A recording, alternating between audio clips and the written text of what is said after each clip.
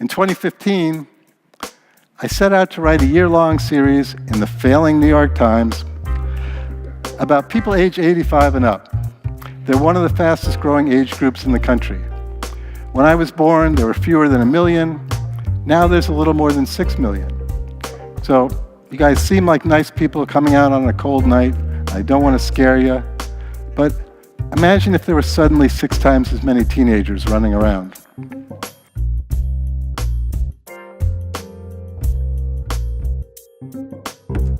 Good evening. Welcome to Cambridge Forum in Harvard Square, and thanks for joining us on a sprightly March evening to discuss an upbeat, if elusive topic, happiness. We all want to gain entry to that most sublime mental state, but many of us don't have a clue how to get there. Harvard and Yale both teach positive psychology courses, and they are by far the most popular classes on campus. So this is clearly a quest that plagues us from our early teens to our late 90s. Maybe there are some successful tips to be had. John Leland, New York Times reporter, found his answers in the most unlikely of places. He didn't have to go to Mecca or Tibet. He found what he needed right on his own doorstep. Over the course of a year-long series of interviews, he met and talked with some very savvy, seasoned New Yorkers and discovered that they had great wisdom to impart. So John put all these little nuggets of knowledge into a book entitled Happiness is a Choice You Make. And he's here tonight to share those lessons with us. I'm Mary Stack, the director of Cambridge Forum, and tonight we'll be broaching a tricky subject for many. We know that people are living longer than ever before. Americans over the age of 85 are making up the fastest growing sector of society. And Harvard researchers speak about our biological age versus our chronological age. Whatever we call it, each decade brings its own set of challenges, both for the person aging and for the people caring for the aging. But the main question is, how do we make the most of our longevity, and how do we cherish the best of those extra years? John Leland is a reporter on the New York Times, and prior to this, he was a senior editor at Newsweek, editor-in-chief of Details, and a writer and editor at Spin magazine.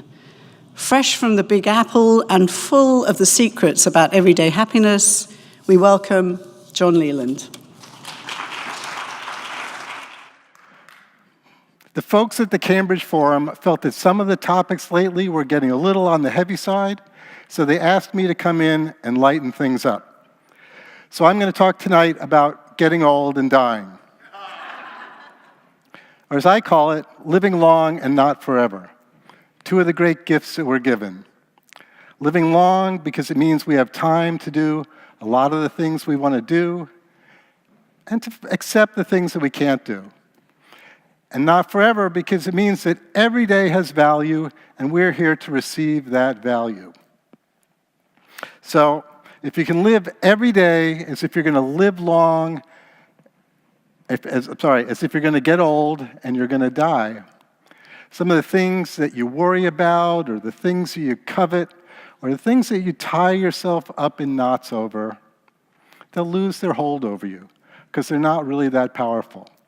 So everybody in this room, everybody listening out there on whatever kind of device you're using, I hope you all get old and die, preferably in that order. But first, come back with me to a basement jazz club in Greenwich Village on a cold Saturday afternoon in March of 2015. And Jonas, the avant-garde filmmaker, is on stage, and he says, "Have you ever thought about how amazing, really amazing life is?"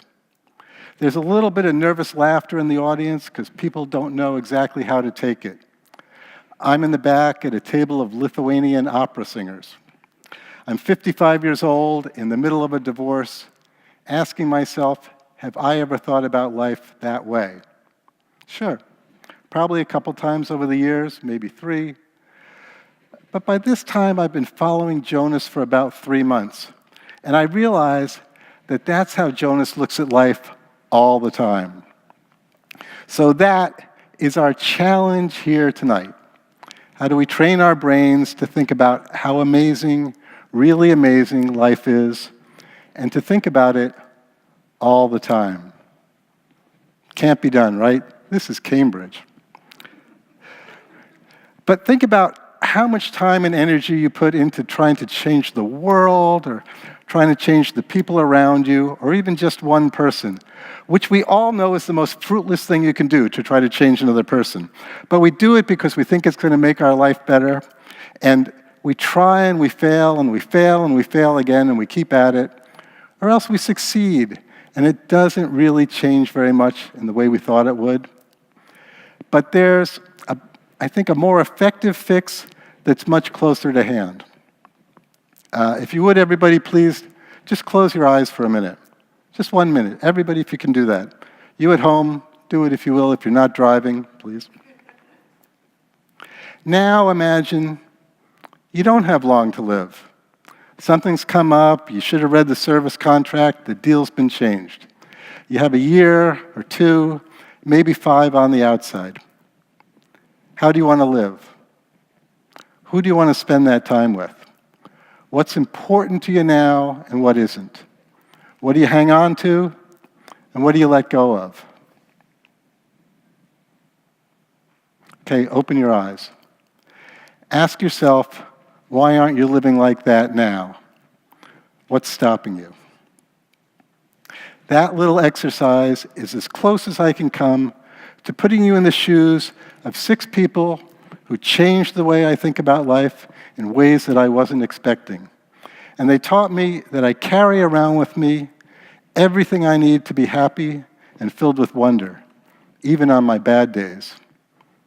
And so do you. When I told friends I was going to write a book about happiness, they were very supportive. They said, "What? You?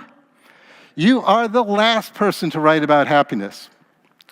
Because by nature, I'm a grumposaurus. I'm a newspaper guy. We don't do happy. Most years, my top 10 list has like 5 movies on it, because everything else disappoints me. And I've used this anger and this dissatisfaction as fuel to get me going. And it worked. I have what I would consider, for me, my dream job. I have a roof over my head, I have a wonderful girlfriend, a very cute dog. I had all this, you want to hear about the dog, right? I had all the circumstances of a good life, but none of these things, none of them was making me happy. I was focused on all the things I didn't have, not the things I did. The professional accomplishments I wanted, the washboard abs we should all have, that perfect marriage that I saw in movies or on TV. I was focused on what isn't, not on what is. I even thought about happiness that way, as something that was out there that I had to find or to seek, or maybe some people were just born with it. I was looking at the water glass and seeing only the empty part of it at the top and not seeing the cool water at the bottom. And I was wondering why I was always thirsty. That way of thinking of the world I had to learn was a choice that I made. It wasn't carved in stone.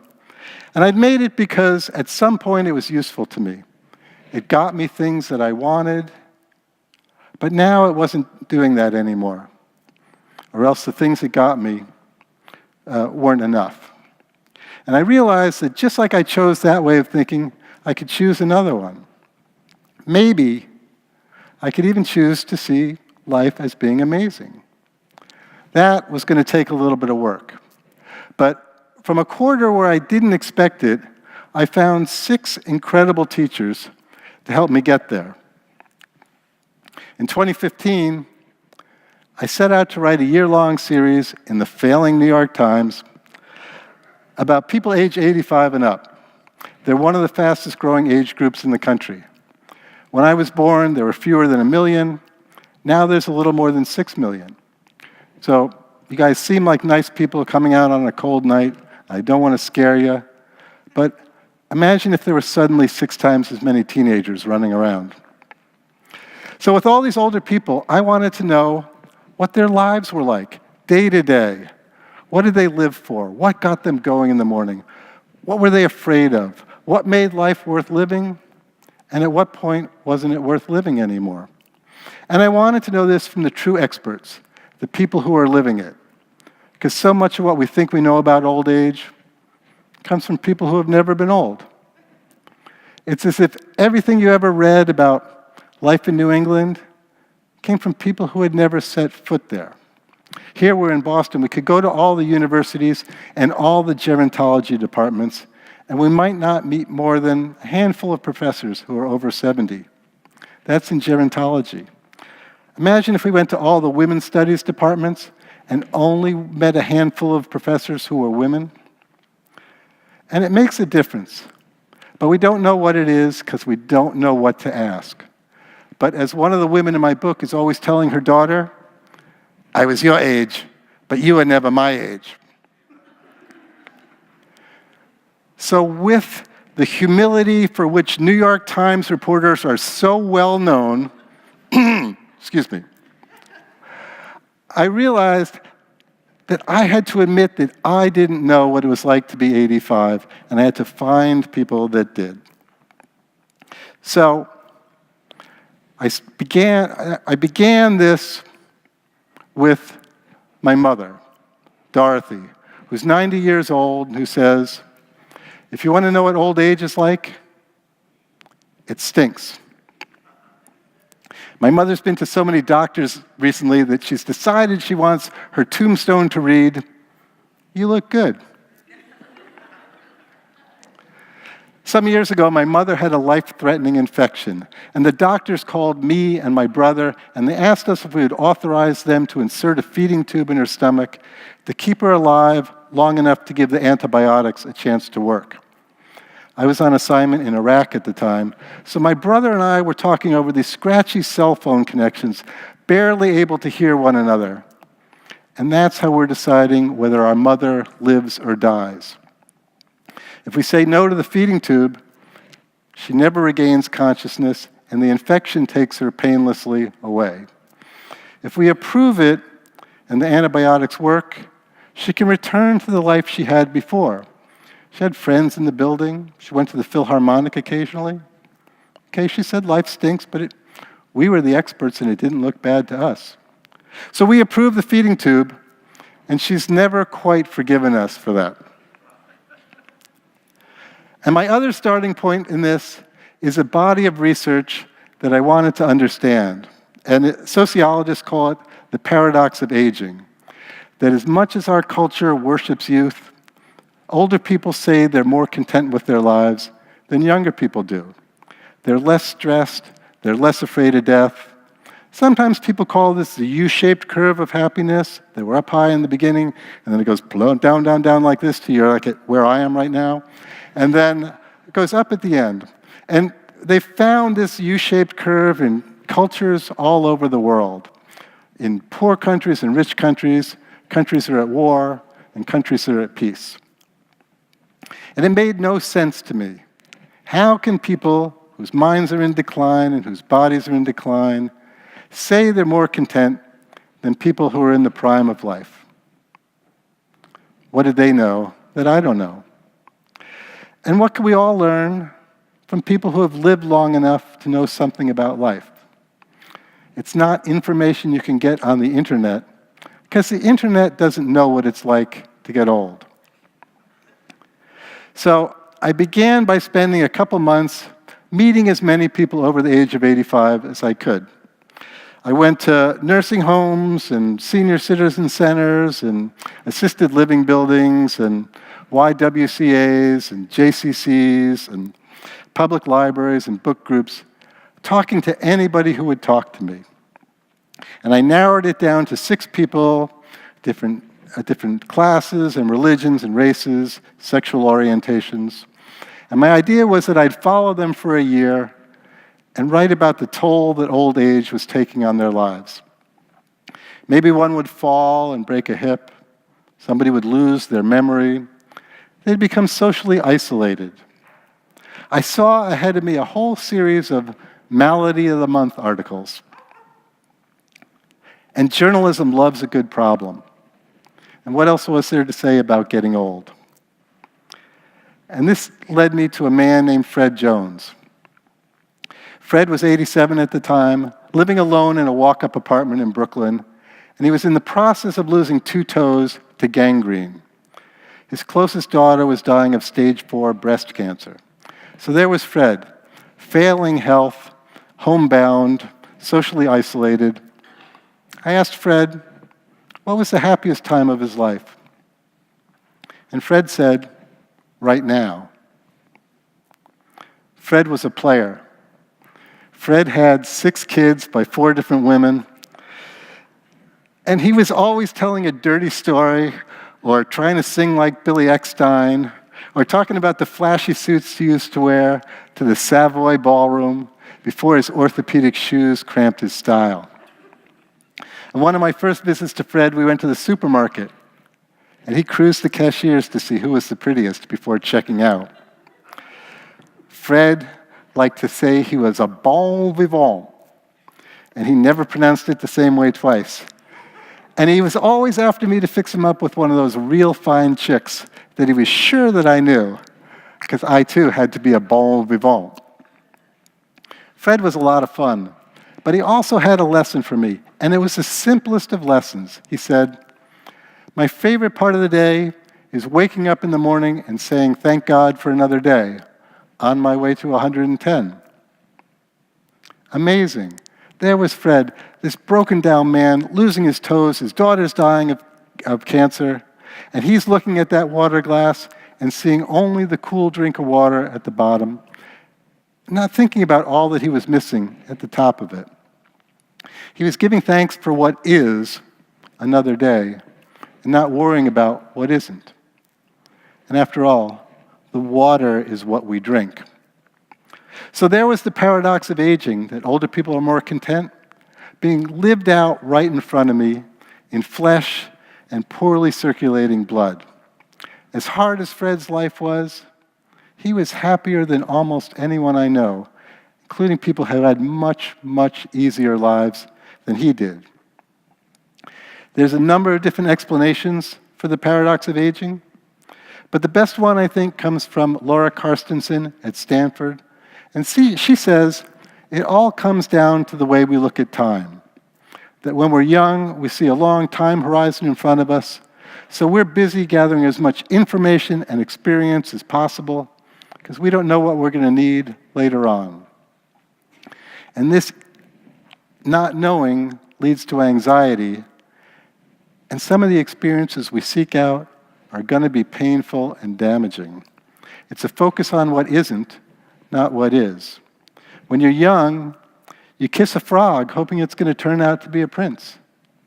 Spoiler alert, in real life, the frog stays a frog.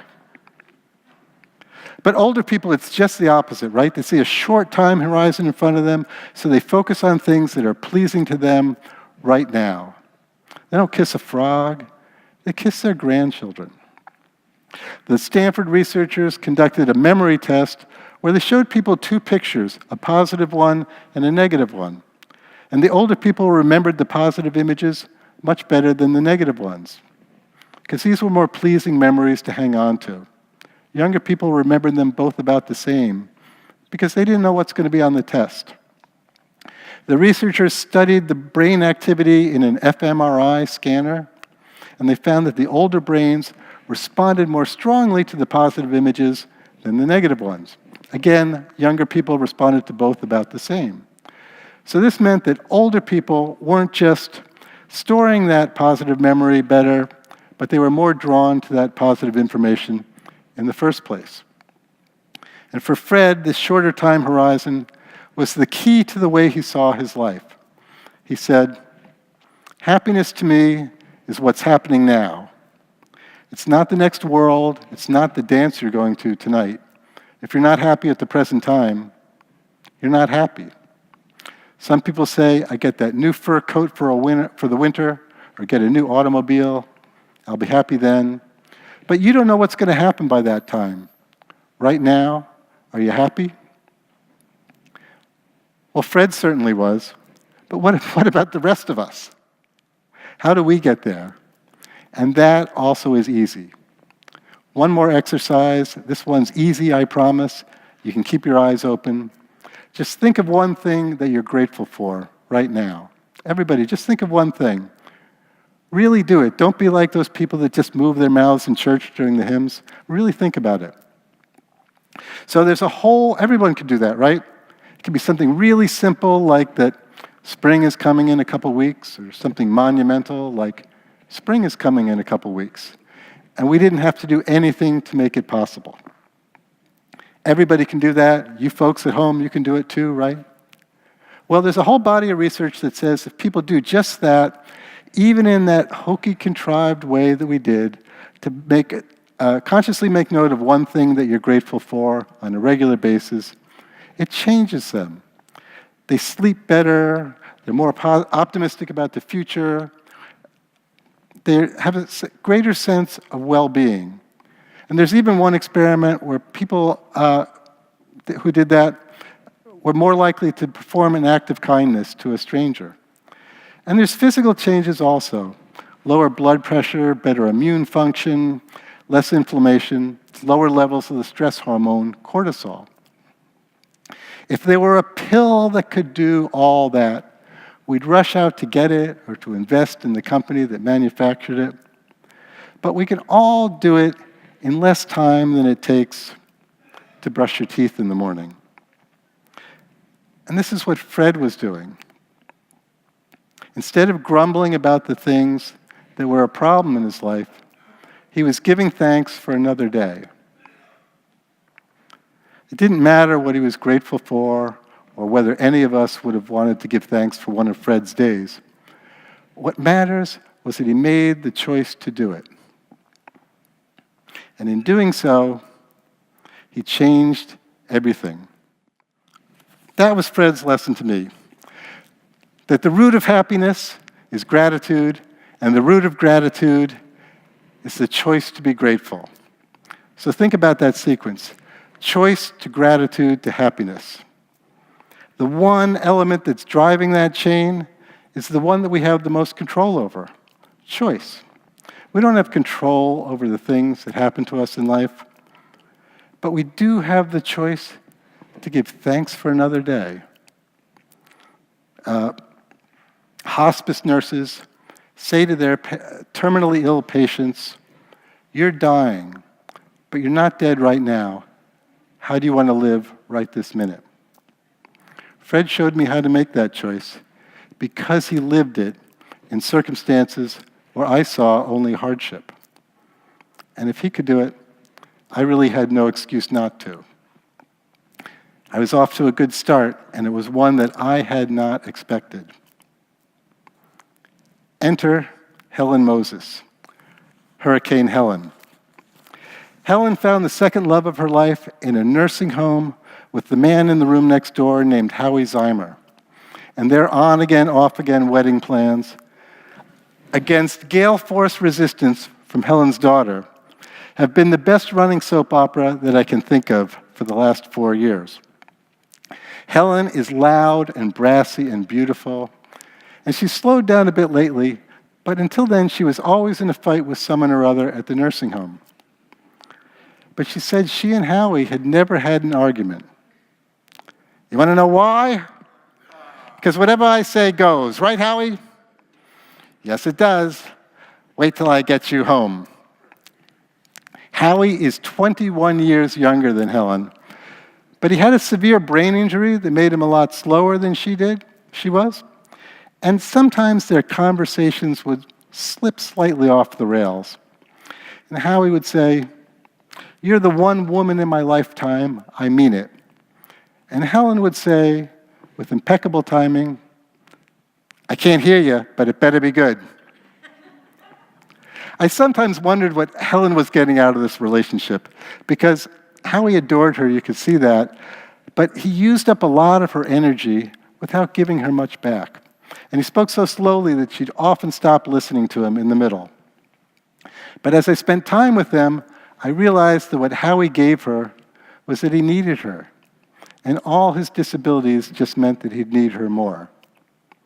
And this brought me back to my mother. My mother says that she spent the first quarter of her life growing up and getting an education. And then the next half of it, she spent working and raising a family. And then she got to the last quarter of it, and she didn't feel that purpose anymore. No one needed her, especially after my father died. And she said she felt useless. She said, I feel useless. I feel like a useless eater. Well, Helen had been on a similar track, but she got to the nursing home, and she created this relationship with Howie where she was needed. And she said, I take care of him because he's an only child and he had nobody. And then when his mother and father died, he really had nobody except me. I try to be everything to him. I think that I am. So imagine that at 94 years old, wanting to be everything to another human being and feeling like you got there. Helen could not do so many of the things that she'd done earlier in her life, but now she could be everything in the world to Howie Zeimer. If any of you guys know a better definition of a life worth living, I'd love to hear it. So that was Helen's lesson to me about happiness at her age or at my age, to measure your life by how useful you are to other people. And to thank the people who let us help them, because we benefit from it as much as they do, and because there's a kind of generosity in letting somebody help you, and maybe even, as in Howie's case, a kind of love. That's the story of Helen. And that brings me to the third person I want you to meet, and that's the indomitable Ping Wang. Ping was 90 when I met her, and she was living on just $700 a month in Social Security. And she couldn't afford the pain medication for her sore joints, so she'd cut the patches in half to make them last longer.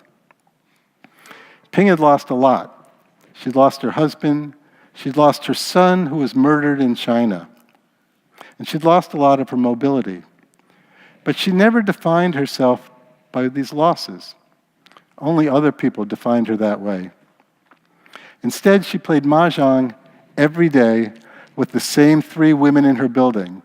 And when she defined her life that way, as a continuing game of mahjong with friends that she cared about, she couldn't get over how much more comfortable her old age was than when she was younger and working a difficult job and then commuting on the bus at the end of a hard day and then going home and taking care of a family with bills piling up and no time for herself.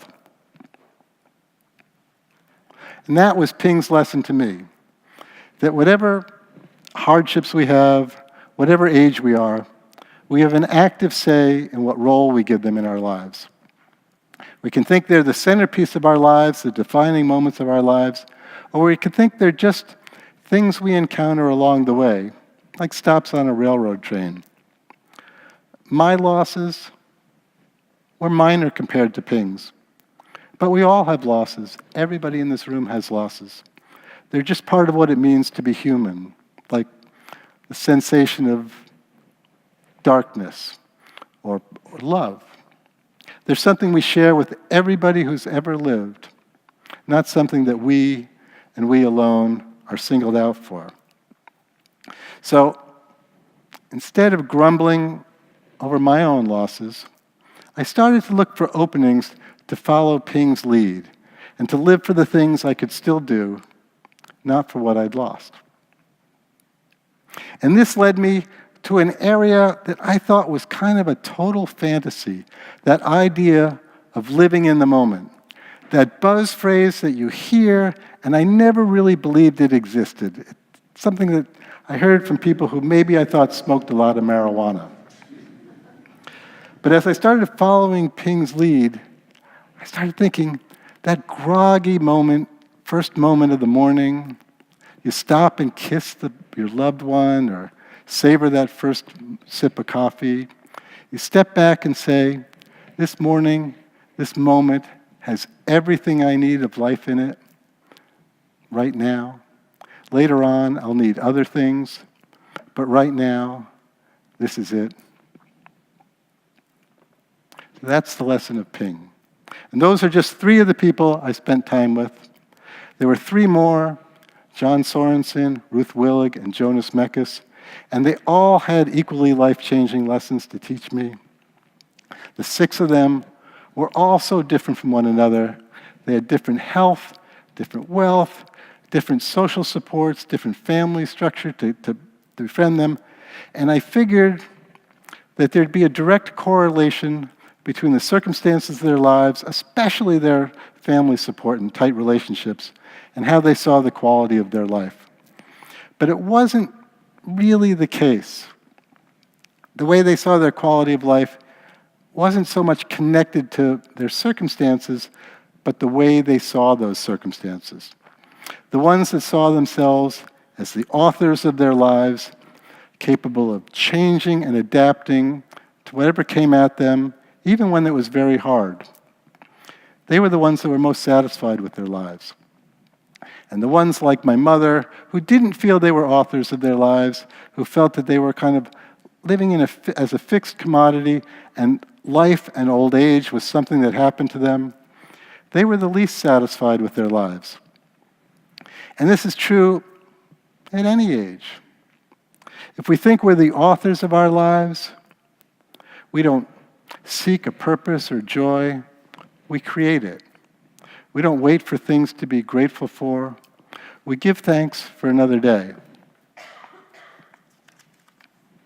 The great neurologist Oliver Sacks, when he was dying of liver cancer, wrote, "My predominant feeling is one of gratitude. I have loved and been loved. I have read and traveled and thought and written. Above all, I have been a sentient being, a thinking animal on this beautiful planet, and that in itself has been an enormous privilege and an adventure." All of us in this room have the power to live like this all the time, without having a terminal illness to remind us that life on this beautiful planet is an incredible privilege and adventure. Part of my work has been to bear witness to lives in this late period of time. And part of it has been to say goodbye. Jonas Mekas died in January at age 96. He was the last of the 3 men I was following. The 3 women are still alive, and it's been an incredible privilege to spend time with them in this period of life. And if I ever run out of things to be grateful for, I hope I'll always have that. In the meantime, there's this. One thing they gave me is that they all told me that I don't need to be afraid that someday I'll get old. And neither do you. That fear is only benefits the people that want to try to sell you things to tell you you don't have to do it. Stop thinking of old age as a problem we need to fix, and think about it as a resource that it's ours to tap. A definition of despair is not being able to imagine a plausible, desirable future for yourself. Fear of old age does that, right? If we're afraid of it, we can't desire it. And the despair sets in, not when we're 80 or 90, but right now. And it colors all our days on the way there. But the flip side of that's also true.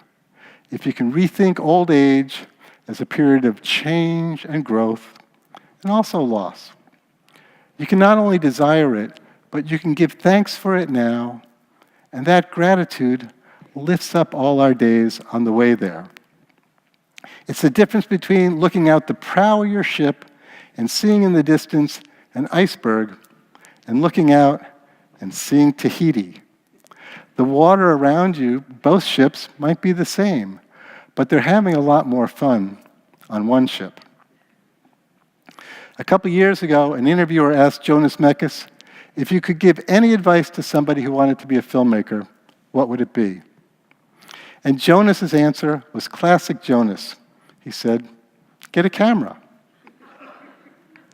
So that's it. If you want to be a filmmaker, get a camera. If you can choose it, you can be it. It's in what is having a camera, not what isn't, all the credits and experience that you don't have. And if you want to be happy, choose happiness.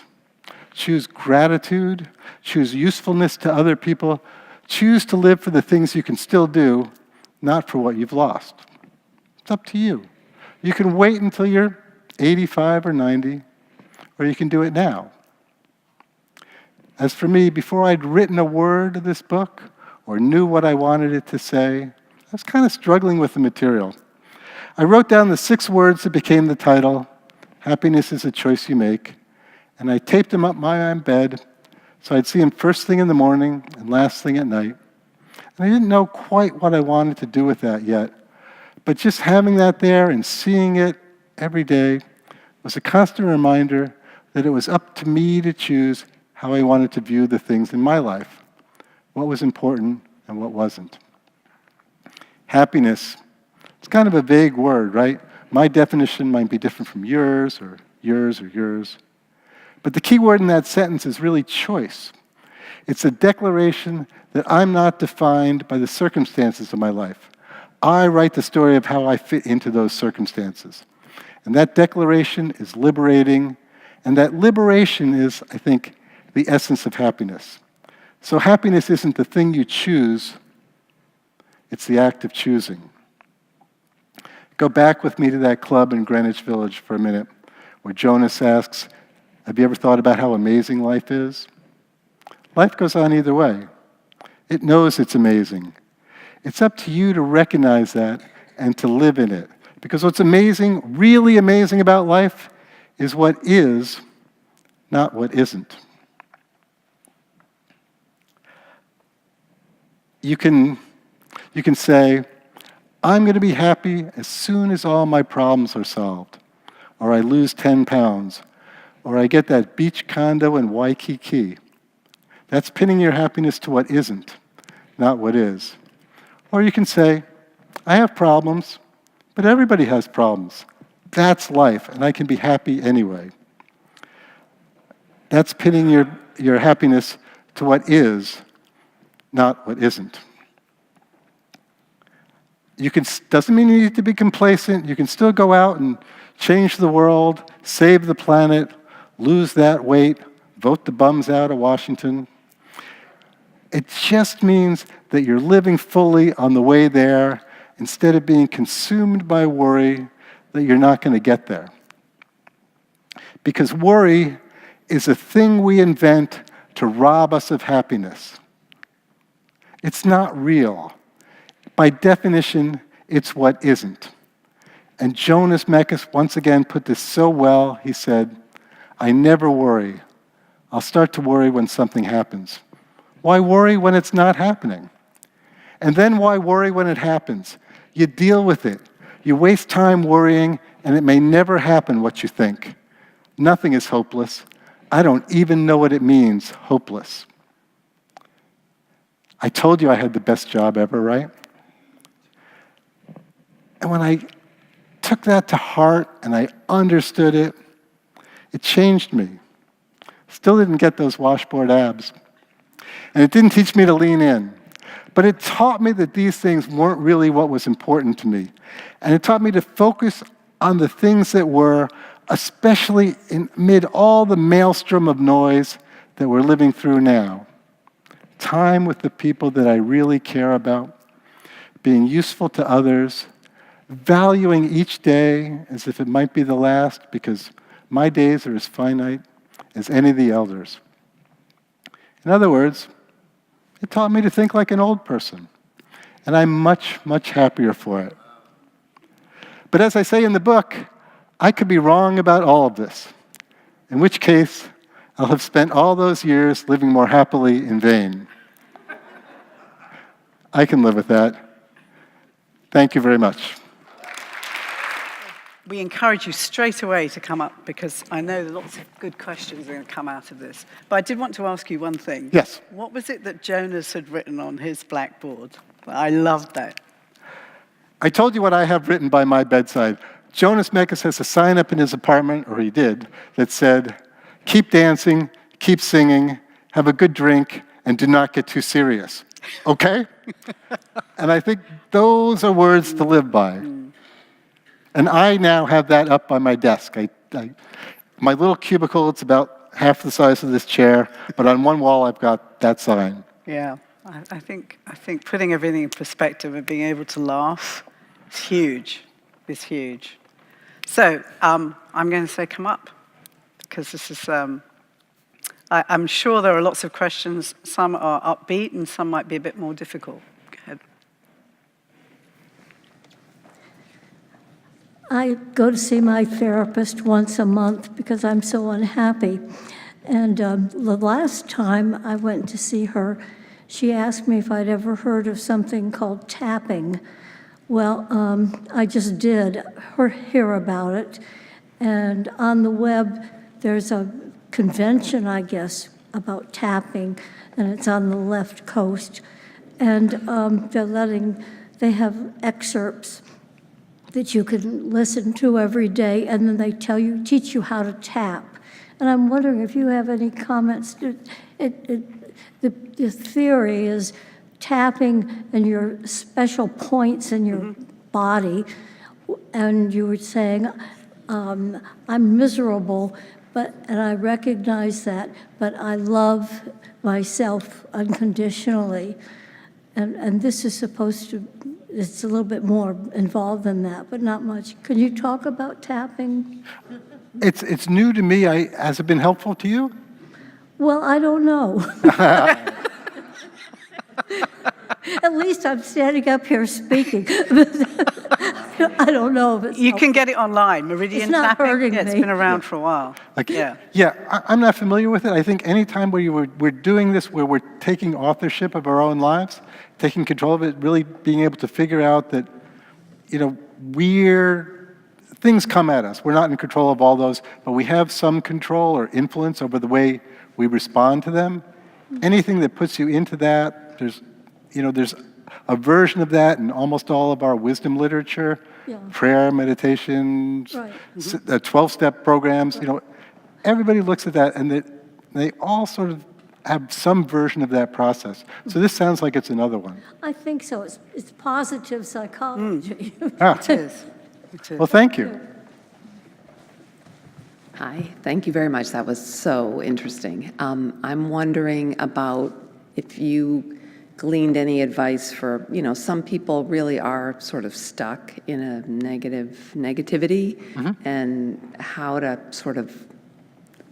you start turning that around? If you have suggestions for, you can't just all of a sudden the next day be happy all the time again, so how do you start on the path? I would say two things. One is that I'm not talking about clinical depression.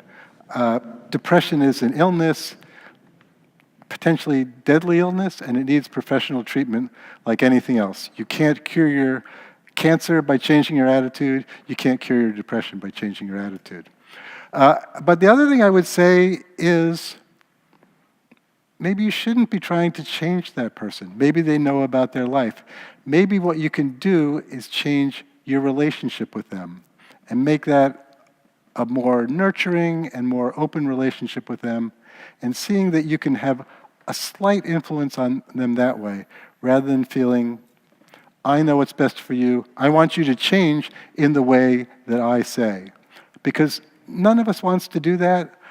You wouldn't want her to want to try to change you, to be more like her or more like what she thinks. I think also in the research I was reading connected with this, which was bearing out a lot of what John's been saying, certain things are a practice, like the gratitude journal. He was talking about thinking of a thing, to all sit and think of a single thing to be grateful about. If you journal every day gratitude, it becomes a practice, and they found that the more you do it, the more things you find to be grateful about. So it's a biofeedback mechanism. So doing it makes it more of a practice. I've heard the idea of being grateful and expressing thanks being very helpful. But being grateful like recognizing intellectually what one should be grateful for is not the same as being grateful. It doesn't really seem like we have a power over ourselves to be grateful. We can express thanks, we can think we should be grateful, but that's still not being grateful. Do you see the contradiction I'm concerned about? I do, but I don't agree with you. I think that we're not as sophisticated machines as we think we are. We're kind of dumb that way. We can become grateful by saying thanks. In addition to, we don't just say thanks because we're grateful. We're also grateful because we say thanks. And it has this effect, it's the basis of cognitive behavioral therapy, that doing it creates the thing that we're doing. And Like clapping uproariously makes us happy.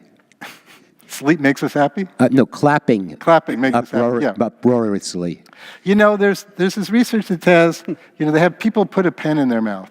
And the people that hold the pen sort of like this, and there's other people will hold the pen like this. And the people that hold the pen like this are making a smiling motion, and they have a greater sense of well-being, report a greater sense of well-being than the people that hold it like this, where they're making a frowning motion. And it's insulting to our intelligence, especially here on Harvard Square. But that's who we are. Thank you. Hi. One thing I just wanted to observe first, which is there's a very close relationship, seems to me, to meditation, to what you're saying, than what I've learned in meditation. Yes. Oh, can you speak into the microphone a little more so okay. people can hear you? One observation I have is what you're saying about being grateful is a very close lesson that you learn in meditation. The second thing I wanted to ask you is, in choosing your 6 subjects, who you only spoke of a few, but assuming that they all kind of had a positive attitude, having dealt with some people who died recently who didn't have a positive attitude, did you decide not to work with people who were less optimistic? No, I thought I was going to write a Melody of the Month series. So people that were really super upbeat, I thought, when I started doing this, I thought, they're just in denial. I'm not going to deal with them. One of the men I worked with was this man named John Sorensen, a gay man who'd lost his partner of 60 years. And he said every time we got together that he wanted to die. And he was such an interesting case because John loved to talk, so talking would always get him in a good mood, including talking about wanting to die. And I would say, John, I can't really believe that right now you wish you were dead. And he'd say, well, no, because we're having this conversation. And I'd say, okay, I'm going to leave in a little while. You want to be dead then? He'd say, well, no, Anne is coming tomorrow. Anne was his late partner's niece. And then there's the broadcast of the Metropolitan Opera on Saturday, and I don't want to miss that. So it wasn't that he wanted to be dead. He wanted to die. And he really did mean that, but it was the loss of control, the fear that he would lose control. He was happy for the moment that he was in right now. He just dreaded that moment that was a month from now down the line. But no, they were all kind of all over the place in terms of how happy they were. But when they were happy, it was something that they generated within themselves, not something brought about by their circumstances. And that really does, line up really well with meditative practices. Mm-hmm. Thank you. Thank you. Hi, thanks very much.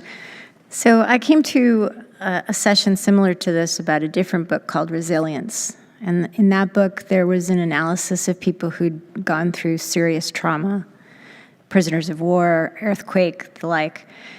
There were 7 elements that were called out that were common among those who were resilient: social connectedness, often a religious inclination, meaning, and so forth, exercise. So what I heard you say was agency and gratitude are the 2 elements that you found. Are there others that you haven't mentioned? I think being useful to other people, it wasn't just connectedness. Those connections had to be meaningful connections. And usually it involves some sense of usefulness to other people. Having a sense of purpose was great. And that sometimes overlaps with religion because a lot of our faith traditions, we feel that we're here for a purpose from the start. We don't have to go out and figure out what our purpose is. So those would be the really big ones. Thank you. So I'm afraid I'm going to ramble, I really am. But I first want to say Tapping is by Richard Callahan. He died 2 years ago, but his wife is in North Carolina, Joan Callahan, and they're the founders of Tapping. For me, I started working at the age of 14. I walked in a nursing home and said, hey, I'm 16, I want to work. And I carry with me in my soul the experiences of every person forever who I tended, and they all had lessons, and the lessons were simple. I remember the woman grabbing me and thinking I was her husband, and we danced, and that was the thing. But she taught me to dance, but that doesn't mean 3 years ago I attended online. I was traveling 100% of the time, and my son had died, and my husband had died, and my house had flooded, and I was coping, but I was somewhere. I don't want to say it was frightening, but I was numb. I mean, I was numb. It's a normal grief response, and I'd watch people around me move on and move on and move on, and I thought, well, ooh, you're just faking it. But I learned, no, they had some resiliency that I had to learn. And for me, the resiliency was mind, body, spirit. And I got online and I went to Berkeley's Science of Happiness course and Coursera and EDX. And I remember going out with my boss, and I'm like, go back to the hotel room, I'm studying happiness. He's like, what do you mean? You were like so happy. You just came back from Iceland, you're yada. I said, no, I have a hole in my soul. Like, no, like I got a hole in my soul, and I've got to redefine. And the science of happiness, it was so absurd for me. I just sat there in the hotel room and thought, there's a science to happiness? But the first lesson was walk down this and smile at somebody. And I'm like, smile? Me to somebody? No, it's their job to smile to me. It took me forever. I'm like, smile before coffee? No, never. Never speak or smile before coffee. But I started there. I started with the seed of smile at someone. And then, a year later, like I had so much fun buying seafood for a homeless person on Christmas Eve, even though I was late for a family event by a couple of hours. I just bent down and asked her what she wanted to eat, and I went forever in the city to find her Louisiana shrimp.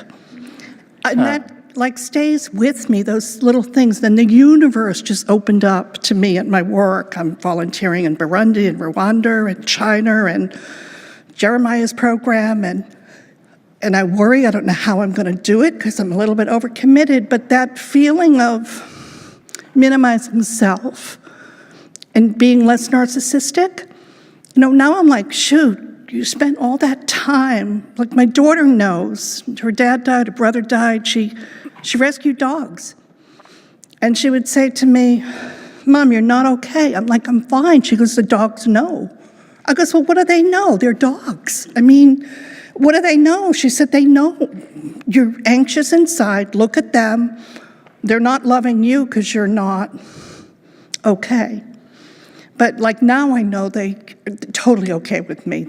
So I'm in a good place, but it's an active process that is inside yourself. There's no recipe, but I have to say that the camera was the tool that helped me the most through depression and through, the tool that helped me through everything towards gratitude was to lift up a camera and say, what do I see? The phone, just lift it up and say, what do I see to be grateful for? And I take a picture of the sky, and you say, whoa, didn't notice that yesterday. And I just stayed with my phone. And each day, I couldn't feel gratitude. I still can't feel it. Like, what is that? And I don't want to fake it. But if I go around the universe and snap a picture a day, it bubbles up and I feel the wonder. And then from that wonder comes everything else that's beautiful. But I thank you because it's been such a forbidden topic for so long. Well, great. And now I've rambled and I'm done. Thank you. Thank you. Thank you.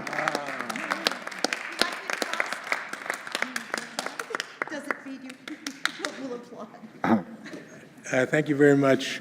So you talked a lot about the attitudes, the different attitudes that really were common to people.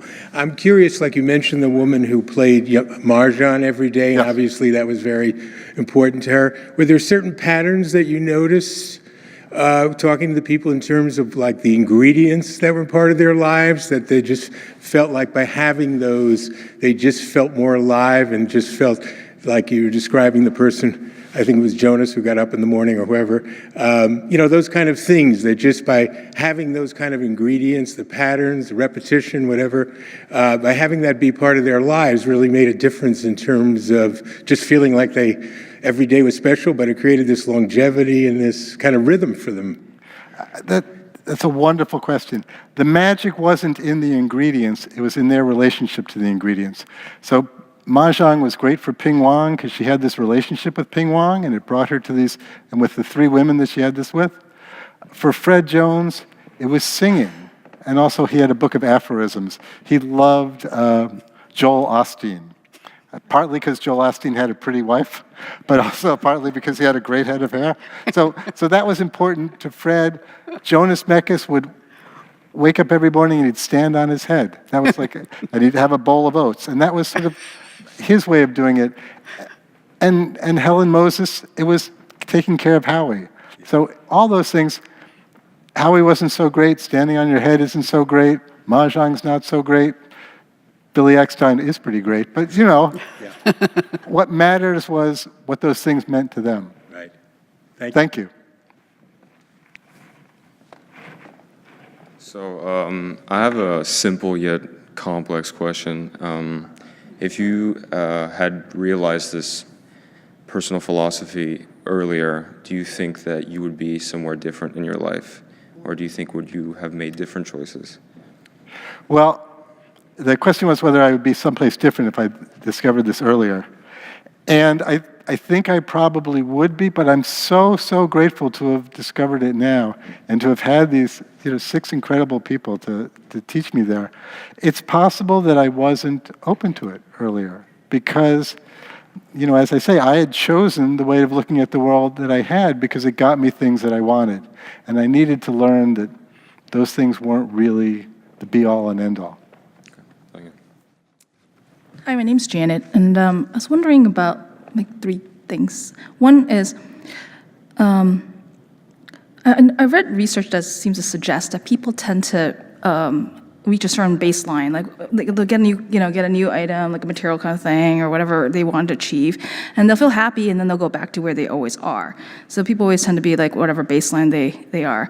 So did you notice that whether these people that seem to be happy were always happy throughout their life overall because their baseline is just higher than others?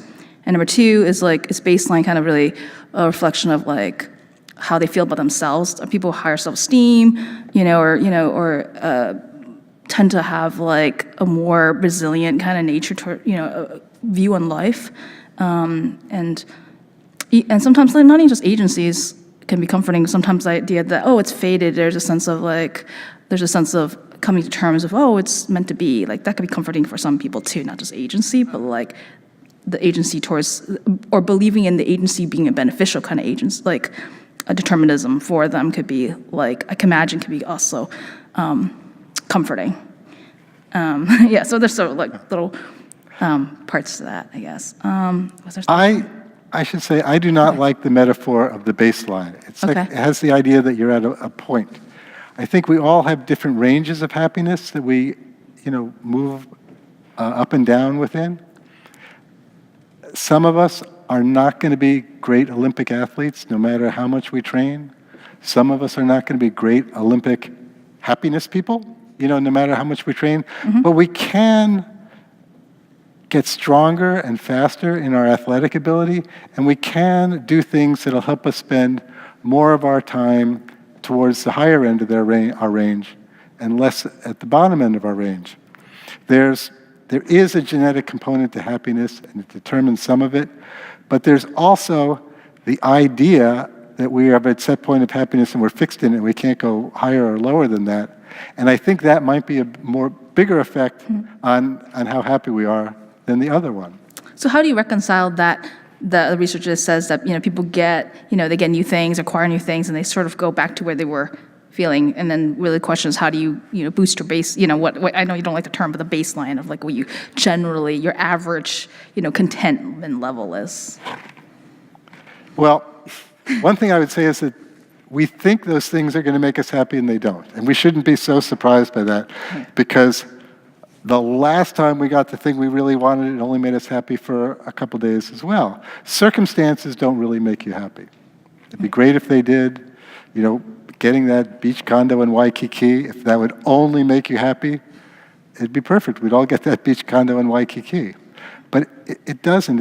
It's the other things that make us happy, that sense of meaning, that sense of purpose, being useful to other people. You want to be happy. Take the money in your wallet and give half of it to somebody outside.